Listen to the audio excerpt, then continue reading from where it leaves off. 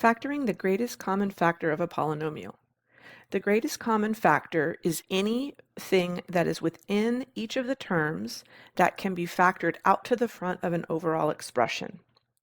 Looking at example A, I have two items that are being multiplied together in each term. There are two terms. One of the terms is here, and then the other term is here. Remember that when I have an addition sign, that is what separates the terms, and also that addition sign belongs to the term that follows it. So looking at these two terms, I want to see if there's anything that is in common to both of them that can be factored out. And it looks like it's this, what's inside the parentheses here, the b squared minus a. So what I'm technically doing is taking each term and dividing that greatest common factor out, because it'll be multiplied on the front end. So I'm going to write it like this: b squared minus a, b squared minus a. In the first term, the b squared minus a's are canceling. Again, it's coming out to the front like this. And what's left over is just an x. That's for the first term. And then moving to the second term, those b squared minus a's will also cancel, and what's left is a plus 6. So this is my final answer for factoring out the greatest common factor of the first one. Looking at example B, I now have three separate terms. Here's the first term, the second term, and the third term. Looking at all three of those terms, it looks like each one of them has a single x. The first term doesn't have a y, so I don't think I can pull y out of all three of these. So I definitely am going to pull an x out to the front. The next thing I want to do is look at the coefficients. I'm going to do this over on the side. I want to look at 14, 4, and 18. And I'm going to list these out in their prime factorization. The prime numbers are the building blocks that when multiplied together create the coefficients that we're seeing. 14 is 2 times 7, 4 is 2 times 2, and 18 is 2 times 9, or 2 times 3 times 3.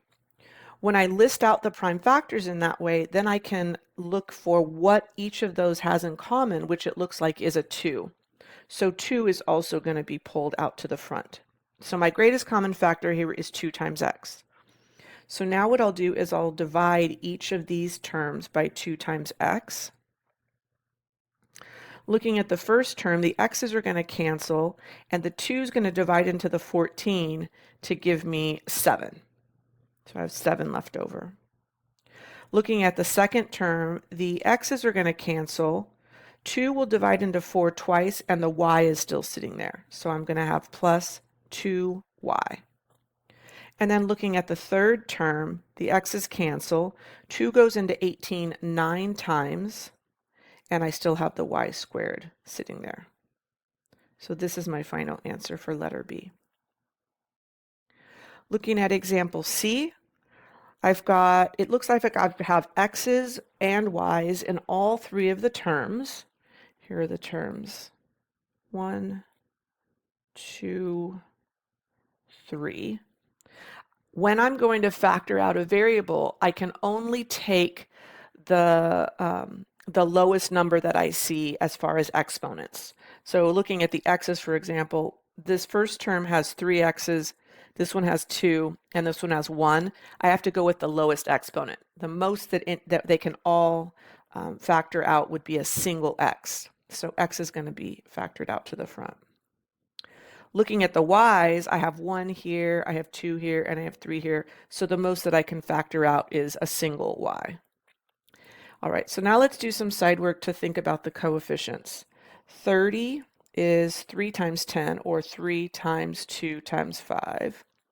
45 is 5 times 9, 5 times 3 times 3. And then 135, let's see, I'm going to grab a calculator. I know 5 will divide into it evenly. Let's see, 5 divided into 135 is 27. 27 is 3 times 9, so that's going to be 3 times 3 times 3.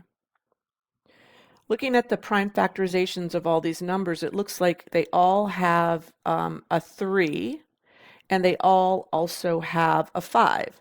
So that means I'm going to bring a 15 out to the front for my greatest common factor. So it looks like we've got 15xy as the greatest common factor.